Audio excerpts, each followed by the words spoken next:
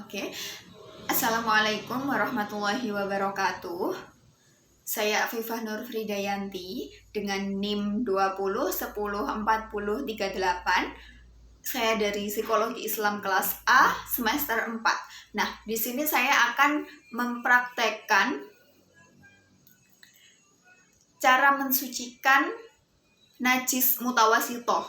Nah, kalau minggu kemarin sudah praktek najis mukhafafah, sekarang saya akan mempraktekkan najis mutawasitoh. Nah, najis mutawasitoh itu seperti apa? Najis mutawasitoh itu najis sedang, ya.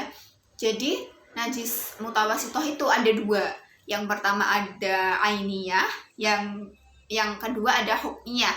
Nah, ainiyah ini adalah najis yang terlihat. Jadi misalnya kotoran ayam, kotoran kucing, atau kotoran apapun. Kotoran manusia juga termasuk najis mutawasitoh yang bagian ainiyah ya. Tapi di situ dia masih ada rupanya, masih ada wujudnya. Jadi misalkan seperti ini. Anggap saja ini adalah sebuah najis. Ini adalah kotoran ayam misalnya di sini.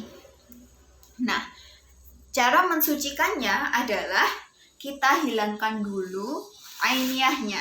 Jadi diambil dulu seperti ini.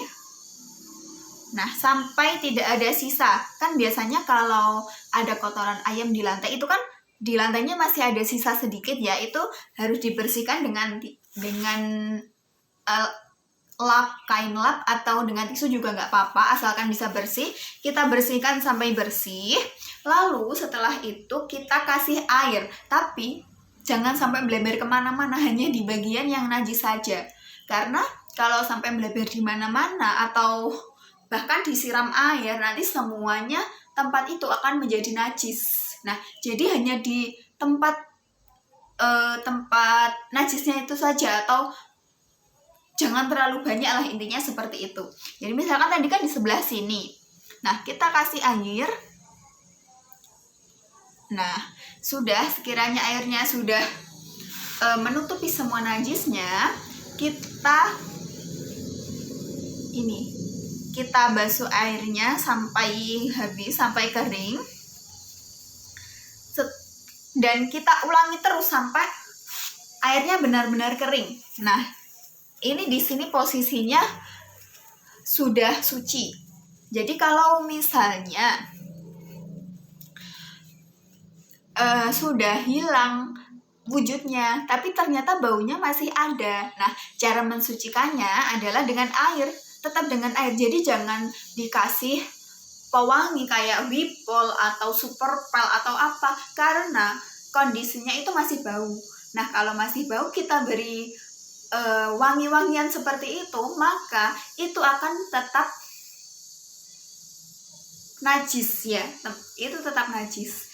Jadi kita basuh dengan air, kita kasih air lagi sampai warna, bau, dan rasanya hilang. Tapi untuk rasa tidak perlu dicoba ya. Jadi hanya dua di antara sifat najis tadi, warna dan bau saja. Oke, kita misalkan tadi baunya masih ada ya. Oke, kita kasih air lagi.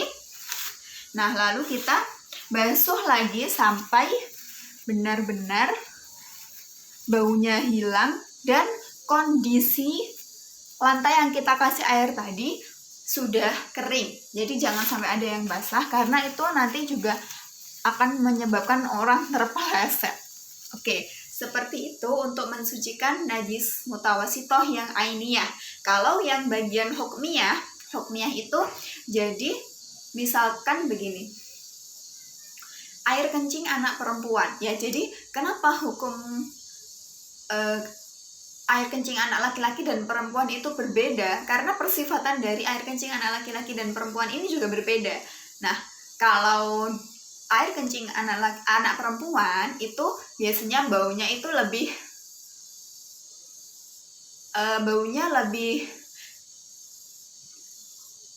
bau lah, intinya lebih bau daripada air kencing anak laki-laki. Jadi misalnya di sini ada